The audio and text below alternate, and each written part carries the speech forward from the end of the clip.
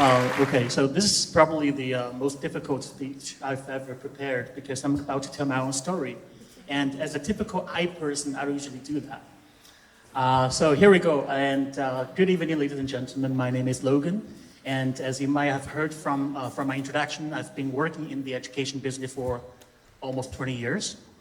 I started my career as an English teacher in New Oriental and then moved on to do R&D and management, and was later employed by Pearson Education, Greater China region, as an academic supervisor. So in a word, I was really good at my work. My future seemed to be promising and my life secure.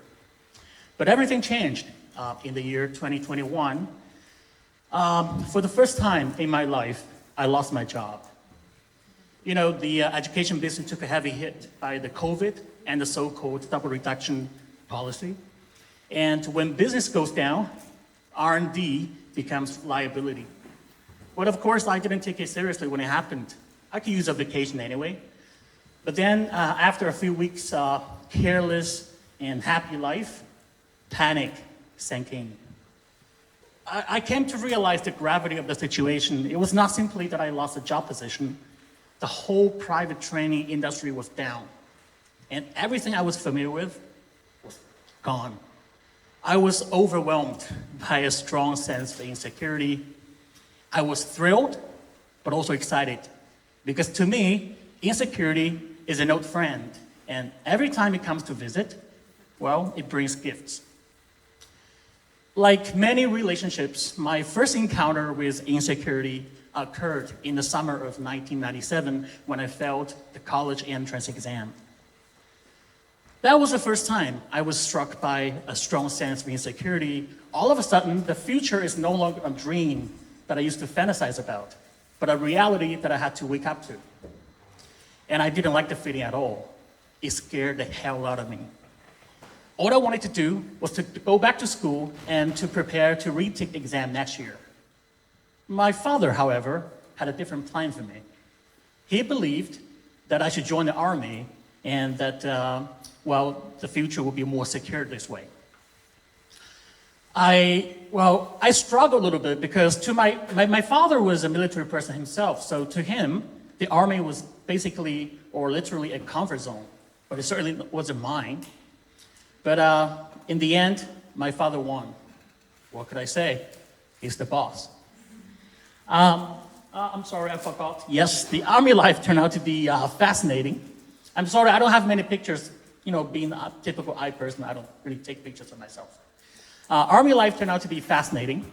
And, I kept learning new skills, gaining new knowledge, and making new friends.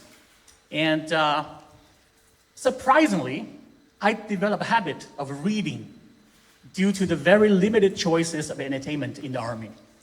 And in my third year, I took an internal entrance exam for military colleges, and I was admitted.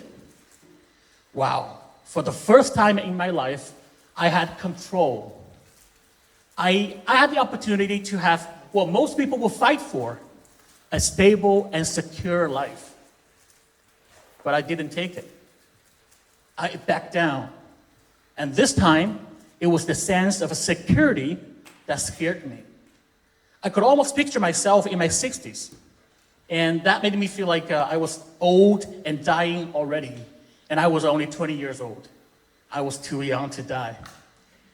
So I retired from the Army in the winter of 2000. My father was mad at me. He swore that he would never mind my business again. Yet still, he managed to pull some strings and secure a driver's job for me. The job was easy, and the pay was actually not too bad. But after the first month, I quit the job. The reason was the same. Security scared me. I wanted more possibilities and more choices for my future, and I knew that the best way to achieve it is through education. So I went back to my high school and took a cram course for college entrance exam.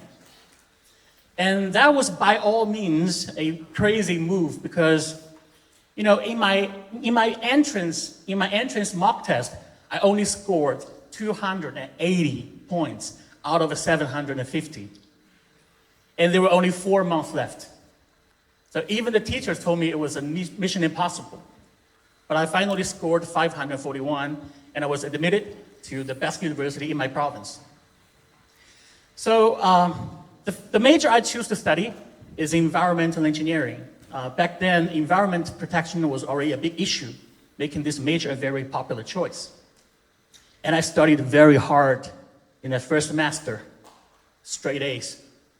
And I was elected the vice chairman in the Students' Council, largely due to my Army experience. And it was because of that title, I reluctantly participated in an English-speaking contest.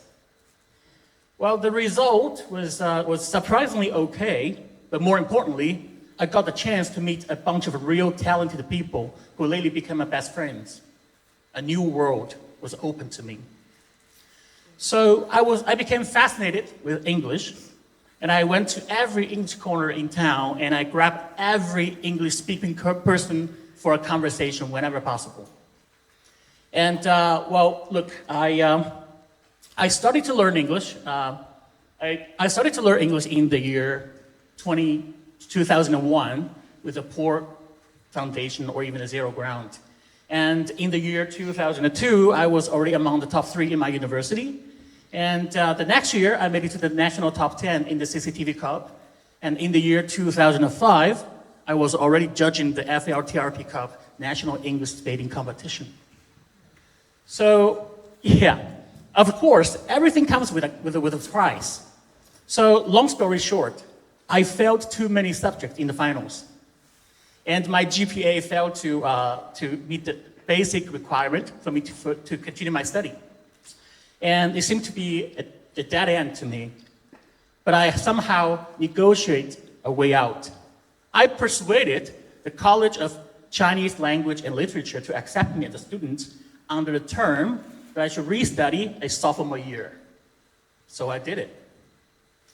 Well, it all seems, it all went very smoothly at the beginning until the end of the first semester in my second sophomore year after finishing the course, Literary Criticism, during which I found my interest in history and philosophy.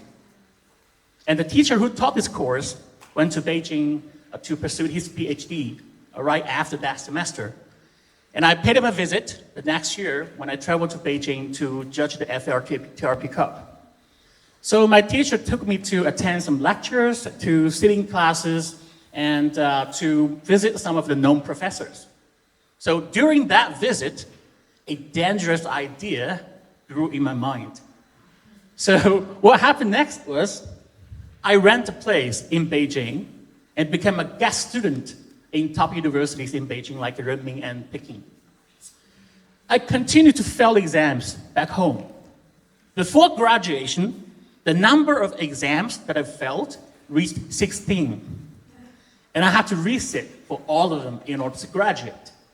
So, guess what? I gave up my degree instead.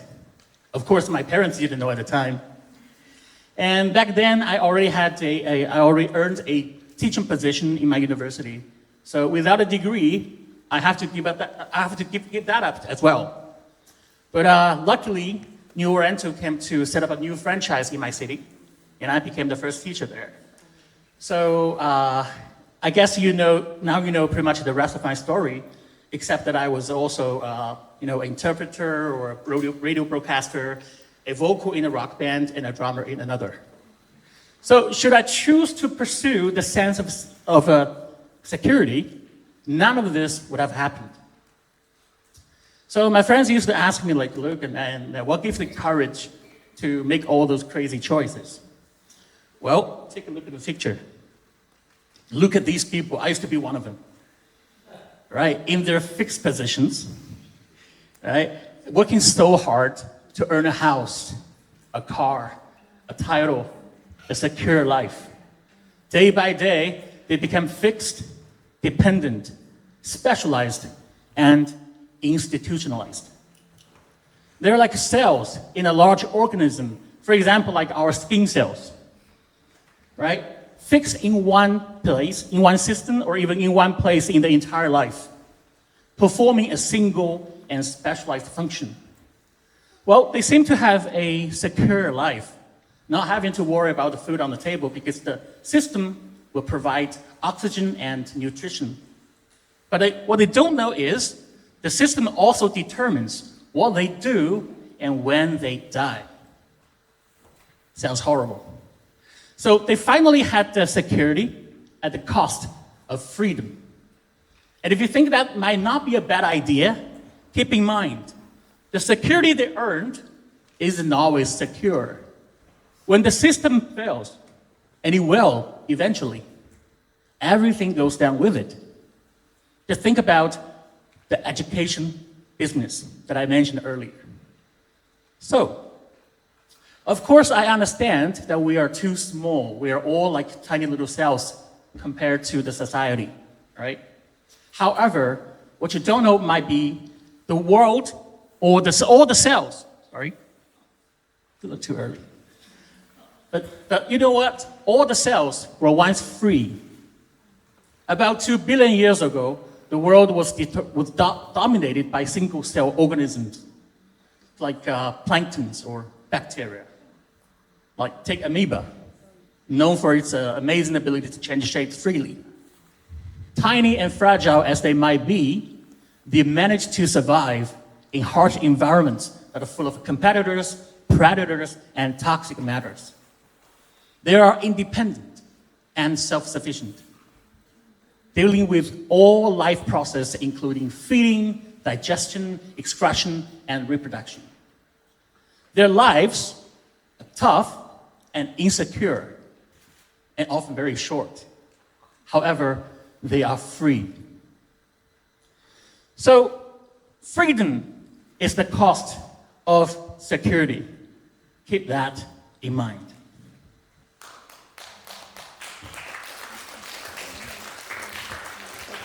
Well, but we don't live in the ideal world, some people might say, right? Insecurity means uncertainty, which can be translated into pressure and anxiety. Well, that's not true. It's our blind pursuit of security and stability that drives people crazy because you're craving for something that doesn't belong to you. Think about it. A tiger wakes up in the morning. The first thing that comes to his mind is where the next meal is, or whether I will be able to feed my cubs, or whether there will be new challenges coming to pick a fight. All living creatures are dealing with insecurity every single day, and why are Homo sapiens any different? Insecurity is the nature, or even the very essence of life. Just face it, embrace it, and deal with it. All you need to do is to keep learning and adapting. Learn to gather and analyze new information, practice new skills, gaining new experiences, and this way, insecurity becomes an inner drive that motivates people to explore new possibilities. When was the last time you spent some time to finish a useless book, or to develop a new habit, to learn a new skill, to enjoy a cup of tea, or to simply waste some time idling? So to conclude my story, I've now moved from Beijing to Jingdezhen this year, a very lovely city. And during my unemployed, insecure period of life, I've spent some time, or even waste some time, to explore the world of ceramic arts and traditional Chinese culture. I'm still unemployed at the moment, but I'm learning new things and meeting with interesting people every single day. I have no idea how future will unfold for me, but you know what? I don't even want to know.